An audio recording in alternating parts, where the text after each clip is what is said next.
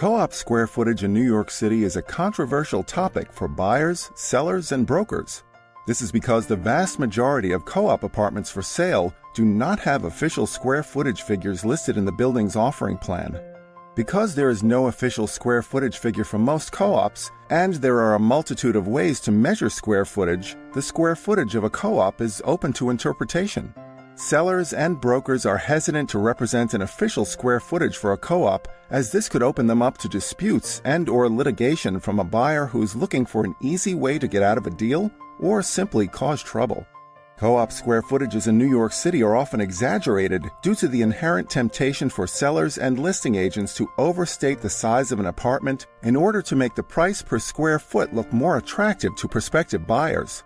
Furthermore, there are a multitude of ways to actually measure square footage. For example, square footage can be measured from interior to interior walls, exterior to exterior walls, interior to exterior walls, or some combination of these methods.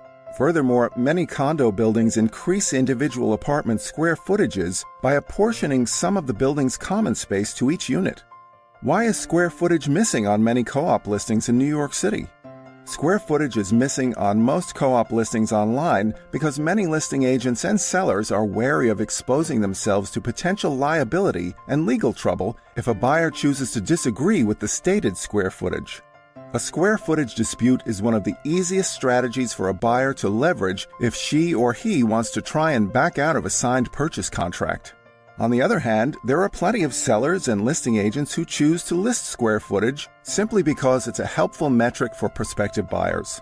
Furthermore, many buyers appreciate having some sort of approximation for square footage so they can efficiently sort through available listings and determine which may be a good fit. Where can I find the square footage of a condo in New York City? The official source of a condo's square footage in New York City is in Schedule A of the offering plan.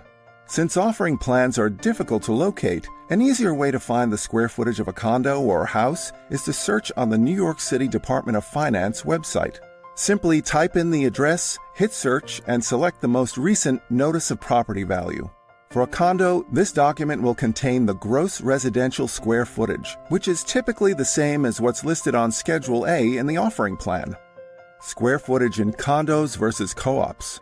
Comparing the square footage of condos and co-ops is especially challenging since co-ops are usually 10% to 40% cheaper than comparable condos.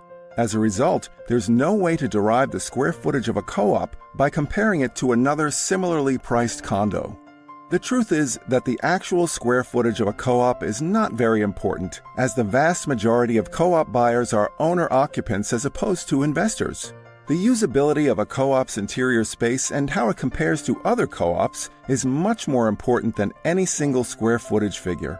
Price per square foot is much more important for condos, as investors are very focused on this metric when assessing relative value. Looking to buy or sell a home in New York? Learn how you can save on commission and closing costs at www.hauseit.com.